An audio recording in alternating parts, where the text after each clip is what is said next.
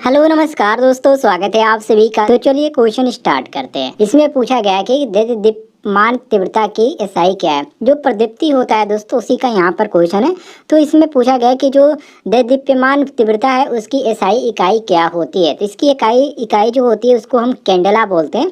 इसमें आपका C option correct answer हो जाएगा। आगे बढ़ते हैं क्वेश्चन नंबर 2 पे, जिसमें क्वेश्चन में पूछा गया है कि चमकदार प्रवाह की इकाई क्या है। जो चमकदार प्रवाह होता है उसकी इकाई होती है ल्यूमेन, जो कि यहाँ पर बी ऑप्शन दिया गया है। जितने पे आते हैं जिसमें पूछा गया है कि यदि ऊर्जा मीटर डिस्क बिना किसी लोड के लगातार घूमती है तो कौन सी त्रुटि है। गति की त्रुटि है, या कला त्रुटि है, या घर्षण त्रुटि है, या रेंगने की त्रुटि है। तो इसमें आपका सही हो जाता है ऑप्शन नंबर डी, रेंगने की त्रुटि है। डी ऑप्शन करेक्ट मारेंगे। जितने भी छात्रों ने डी ऑप्शन मारा उनका सही हो जाता है। आगे बढ़ते क्वेश्चन नंबर 4 पे, जिसमें क्वेश्चन नंबर 4 में पूछा गया है कि चुंबकीय क्षेत्र के प्रभाव के कारण मापने की कौन सी त्रुटि होती है।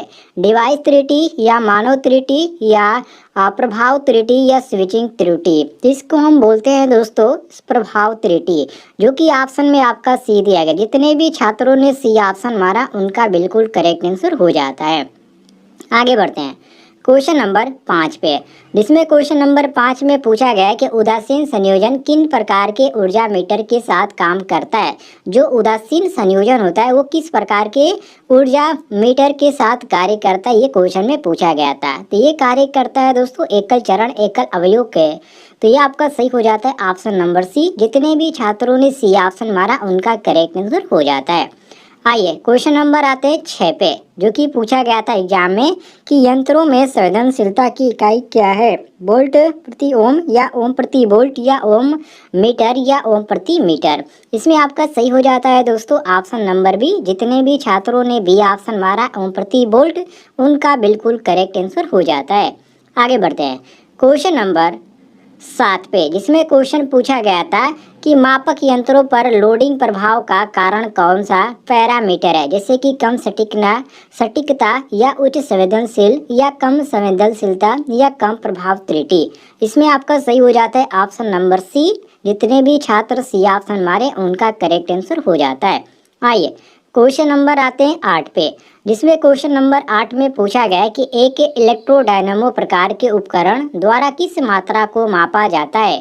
शक्ति को, या धारा को, या वोल्टेज को, या प्रतिरोध को। तो इसमें नापा जाता है दोस्तों पावर को अर्थात शक्ति को। जितने भी छात्रों ने ए ऑप्शन मारा उनका ए ऑप्शन करेक्ट आंसर हो जाता है।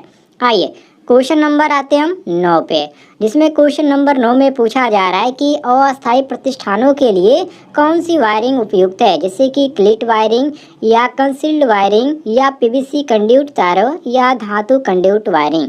इसमें आपका सही हो जाता है दोस्तों ऑप्शन नंबर ए, जिसको बोला जाता है क्लिट वायरिंग। जितने भी छात्रों ने ए ऑप्शन मारा उनका ए ऑप्शन करेक्ट आंसर हो जाता है। आइए क्वेश्चन नंबर हम आते हैं यहाँ पर 10 पे, जिसमें क्वेश्चन नंबर 10 में पूछा जा रहा है कि सिस्टम अर्थिंग कहाँ किया जाता है। जो सिस्टम अर्थिंग होता है दोस्तों ये कहाँ पर प्रयोग किया जाता है। तो इसका प्रयोग किया जाता है जनरेटिंग स्टेशन में, जो कि ऑप्शन नंबर ए दिया गया है। जितने भी छात्रों ने ए ऑप्शन मारा इसका बिल्कुल करेक्ट आंसर है। बाकी आपको कंफ्यूजन करने के लिए यहाँ पर बहुत सारे ऑप्शन देखने को मिल जाएंगे, जैसे कि विद्युत लेपन, या छोटी औद्योगिक स्थापना, या घरेलू वायरिंग स्थापना। तो इसमें आपका जो सही हो जाता है ए ऑप्शन करेक्ट हो जाता है, मिला लीजिएगा। और जितने भी छात्र सब कार्य करें वीडियो को स्टॉप कर करके आप हर एक क्वेश्चन को लिख लीजिएगा। आइए अगले क्वेश्चन पे आते हैं क्वेश्चन नंबर 11 पे, जिसमें क्वेश्चन पूछा गया है कि सिस्टम अर्थिंग को किस वायरिंग स्थापना के लिए किया जाता है। तो ये दोस्तों किया जाता है किसके लिए, तो अपकेंद्र के लिए किया जाता है। किसके लिए, अपकेंद्र के लिए किया जाता है, ध्यान रखिएगा। ये आपका ए ऑप्शन करेक्ट आंसर हो जाएगा।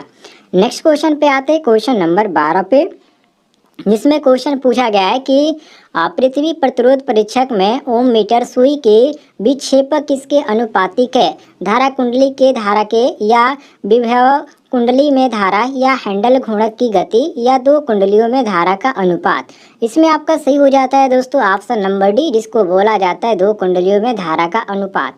डी ऑप्शन हमारा करेक्ट आंसर हो जाएगा। जितने छात्रों ने डी ऑप्शन मारा उनका सही हो जाता है।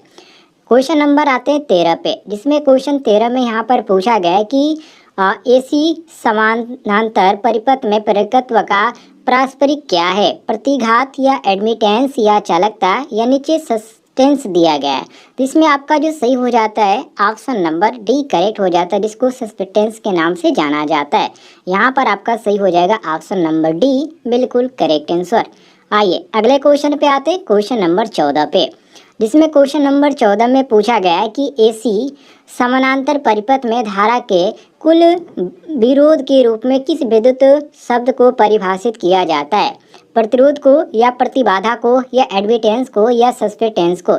ये भी आपका मोस्ट इम्पोर्टेंट क्वेश्चन था और कुछ छात्रों का तो कहना था कि ये जो क्वेश्चन है इसे समझ ही में नहीं आ रहा था कि ये पूछना क्या चाह रहा है।